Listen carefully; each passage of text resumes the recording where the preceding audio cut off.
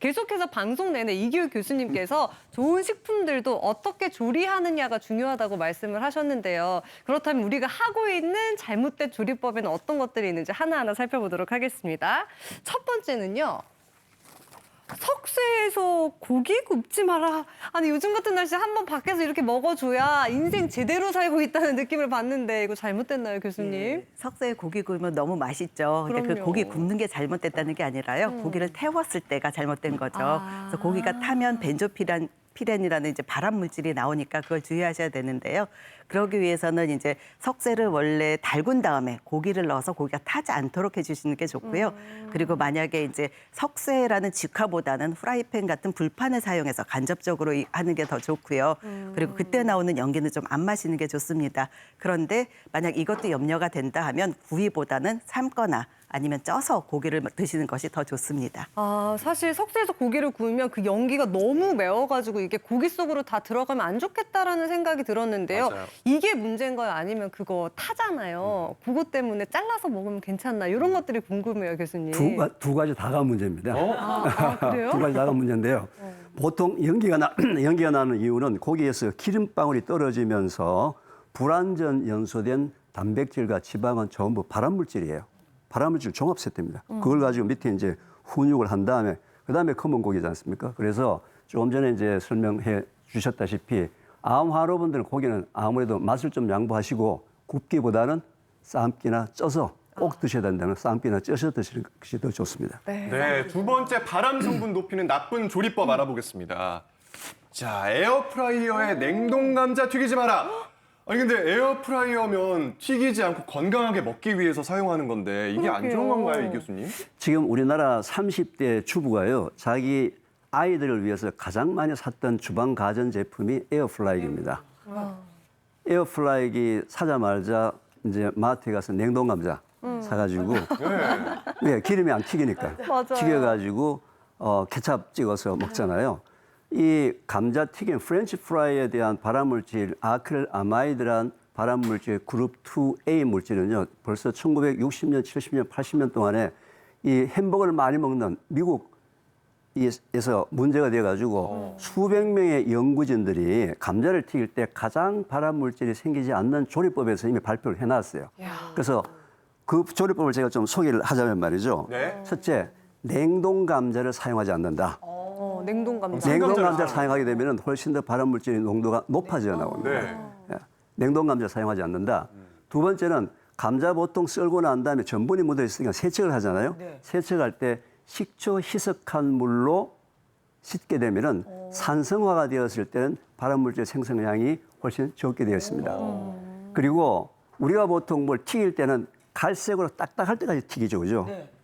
갈색으로 높은 온도로 딱딱할 때까지 튀기지 말고 약간 흐물흐물하게 낮은 온도에서 흰 색깔이 조금 있게. 그래서 요즘 프렌치 프라이를 보면요.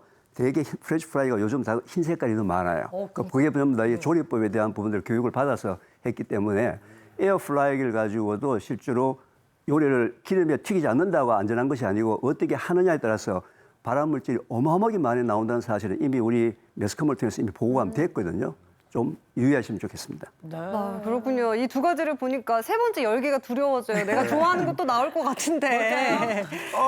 라면 끓인 물 버리고 샘을 넣어라. 이거 아유. 제발. 이거 네, 교수님. 예, 라면은 뭐 저 국민 음식이죠, 그죠? 근데 네. 이제 라면을 튀길 때 사용하는 파업류가 문제이기 때문에 파업류를 제거하는 방법은 그냥 물에다가 라면만 끓이세요. 한쪽에 커피포트에 물을 같이 끓이다가 라면 물에서 어느 정도 끓이고 난 다음에 물을 비워버리고 커피포트 물을 그냥 부어서 바로 먹든지 그렇지 않으면 기름에 튀지 않은 겉면을 드셔도 좋습니다. 아, 먹어도 되긴 하네요, 그러면. 예, 먹어도 되긴 되는데 소위 이제 이게 파업류는 온도에 노출되게 되면 이제 지방이 산화가 되기 때문에 이게 이송되는 과정에서 보관되는 과정에서 라면 박스가 높은 온도에 노출될 가능성이 있겠죠, 그죠? 그래서 뭐 굳이 드신다면은 저는 이렇게 좀 추천합니다. 아우 삶의 즐거움이 확 사라지는 순간인데 교수님 그럴 거면 그냥 잔치국수 말아 먹죠. 그러네요. 글쎄요. 네? 그게 날까요? 네. 그렇다고 하시네요. 잔치국수. 아, 라면은 끊을 수 없는데 참 또 물을 버려야 되는군요. 네. 자, 네 번째 보도록 하겠습니다.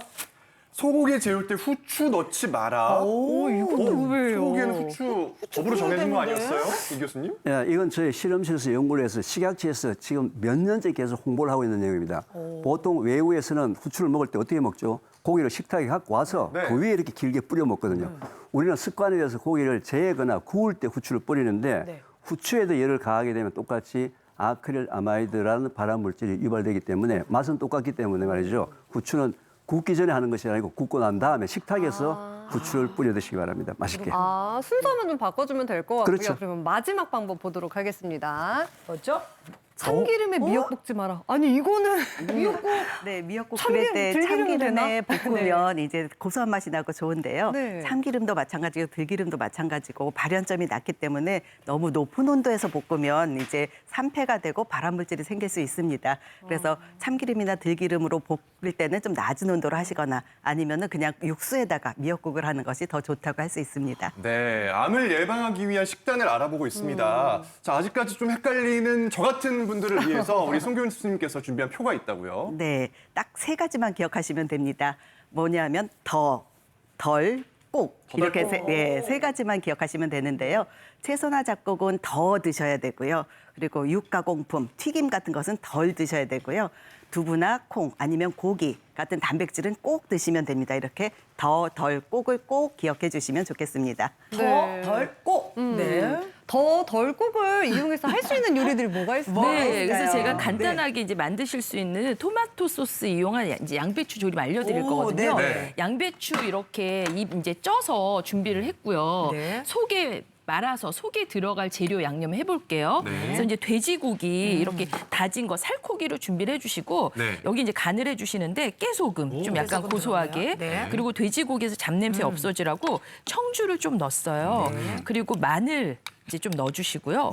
간을 소금으로 살짝 그리고 후추도 약간 이렇게 약간. 네, 네. 이렇게 해서 이제 골고루 이제 요걸 섞으시는데 비닐 장갑 끼고 제가 네. 이제 힘 있게 이렇게 이제 몇 번 만드신 다음에 네. 고기만 넣지 말고 우리 네. 처음에 이제 5가지 좀 컬러 이제 네, 채소를 여러 좀 가지. 먹어보자. 예, 여러 가지. 그래서 저는 뭘 준비했냐면 브로콜리를 잘게 오. 예, 다졌습니다. 그래서 브로콜리 넣어주시고 양파, 저는 정양파 넣는데요. 네. 흰 양파 넣으셔도 괜찮습니다. 네. 그리고 여기 이제 붉은색 파프리카 네. 이제 곱게 다졌어요. 그리고 또 하나 견과류를 호두를 이렇게 잘게 좀 썰어서 다져서 이렇게 주물러서 반죽을 하시는 거예요. 네. 그래서 요거를 이제 조금 치대면 요게 돼지고기하고 끈기가 생기면서 네. 이제 모양이 이렇게 만들어지기 쉬워지거든요. 네. 그럼 요렇게 하신 거를 이제 양배추에다가 준비됐어요. 말아주시는 거죠. 네. 그래서 양배추 쪄서 그리고 네. 이제 줄기 보면 좀 두꺼우면 안 말아지는데 네, 두꺼운 이렇게. 줄기는 깎아가지고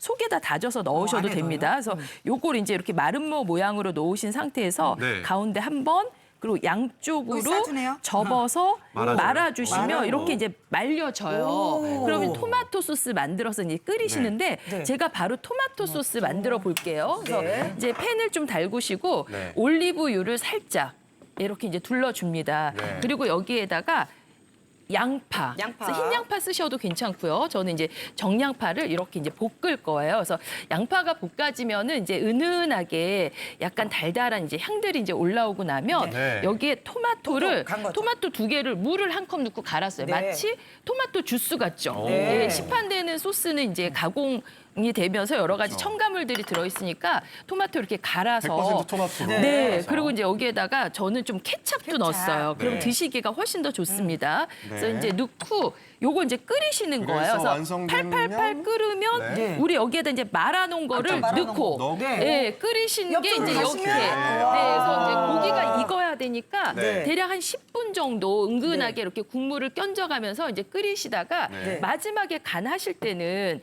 토마토가 약간 새콤한 맛이 있어요. 그래서 네. 기호에 따라 꿀 약간 넣으셔도 와, 괜찮고요. 많이 넣어주세요. 네, 그리고 이제 여기에 소금 간도 아주 살짝. 네. 네. 그래서 이제 소금 간도 이렇게 넣고 그리고 후추도 넣어서 네. 이게 견져가지고 그릇에 이제 떠서 드시면 네. 약간 포만감도 있고요. 좀 다양한 채소들과 함께 골고루 섭취하실 수 있는 네. 예, 그런 조리법이 되거든요. 그래서 제가 미리 차가운 거 와.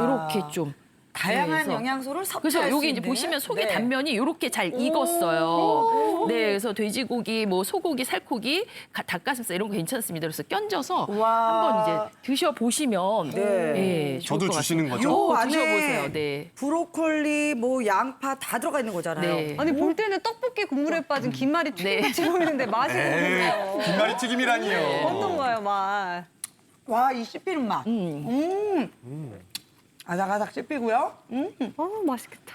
이게 또 다양한 채소가 있으니까. 맞아요. 상큼해. 진짜 아삭아삭하네요. 아삭아삭하죠. 아삭아삭하고 상큼함이 코 안에서 확 터져요. 네. 그리고 진짜 다양한 채소를 섭취할 수 있습니다. 맞아요. 네, 이게 또 좋은 게 네. 항암하시고 좀 아프신 분들이 입맛이 없거든요. 네. 입맛을 굉장히 새콤해서 예, 살려줄 입맛- 것 예, 같아요. 맞습니다.